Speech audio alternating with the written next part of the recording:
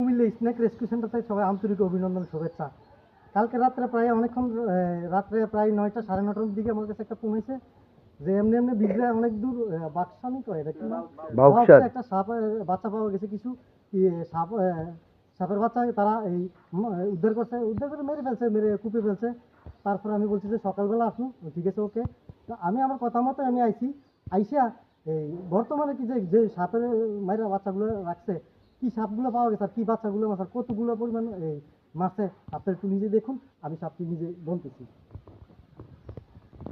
1 2 3 4 5 6 7 8 9 10 11 12 13 14 15 16 17 18 19 20 21 22 23 24 25 26 27 28 29 30 31 32 33 34 35 36 37 38 39 40 41 প্রায় আনুমানিক প্রায় 40-এর উপরে আছে বাচ্চা।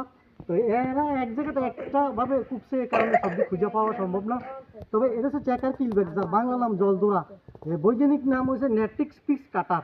এটা সম্পূর্ণরূপে একদম অবিষধর একটি সাপ। এটি পরিবেশের সবচেয়ে উপকারী সাপ। এটা পুকুরের অসুস্থ